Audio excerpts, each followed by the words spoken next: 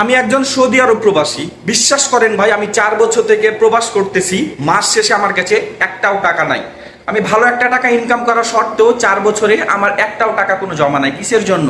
এটা শুধু আমার গল্প না, এটা হাজারো প্রবাসীদের গল্প। কারণ প্রতিনিয়ত পরিবারের চাহিদা পূরণ করতে করতে, তাদের সমস্যাগুলো সমাধান করতে করতে বছর পর বছর চলে যায় এই প্রবাসীদের। তাদের জীবন যৌবন সব কিছু এই প্রবাসী শেষ করে দেয়। আমাদের বাবা মারা একবারও ভাবে না যে আমার সন্তানটা এই প্রবাসে দিনরাত কতটা কষ্ট করছে, কতটা পরিশ্রম করছে, তারও তো একটা ভবিষ্যৎ আছে।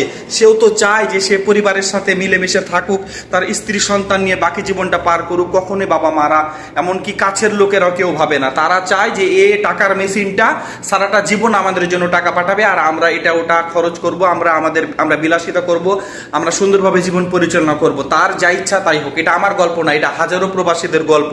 একজন প্রবাসী এ প্রবাসে যে কতটা কষ্ট করে পরিশ্রম করে টাকা ইনকাম করে, আপনি যদি না আসেন প্রবাসে তাহলে দেখতে পাবেন না।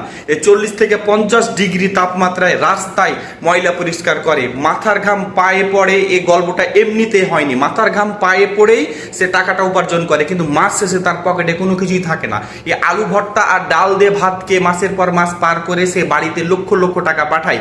কিন্তু যখন 5-7 বছর বিদেশ করে প্রবাস করে যাওয়ার পর যখন দেশে যায়, তখন দেখে তার নিজের বলে কোনো কিছুই নাই। তার বাবা মারা বলে যে না, তুমি কি দিয়েছো, কি করেছো, তুমি যা দিয়েছো তা আমরা খেয়ে নিয়েছি, শেষ। এই তোমার বোনের বিয়ে দিয়েছি, এই তোমার ভাইকে ভালো একটা চাকরি নিয়ে দিয়েছি, আর এক ভাইকে একটা গাড়ি কিনে দিয়েছি, এই যে একটু বাড়ির কাজ করেছি, এই বলে তার সারা জীবনের অর্থ সম্পদ শেষ। এমন এমন প্রবাসী ভাইরা আছে যেগুলো সহ্য করতে না পেরে স্টক করে মারা যায়, এমনকি গলায় দড়ি দিয়েও মারা যায়। আমি অনেক প্রবাসীকে দেখেছি আমার এই লাইফে। তো ভাই, যারা প্রবাসীর বাবা মা আছেন তাদেরকে আমি একটাই রিকোয়েস্ট করবো, আপনাদের সন্তানকে এভাবে মারিয়েন না। আপনারা বাবা মা, আপনারা জন্ম দিয়েছেন, আপনারা জানেন যে টাকা উপার্জন করা কতটা কষ্ট।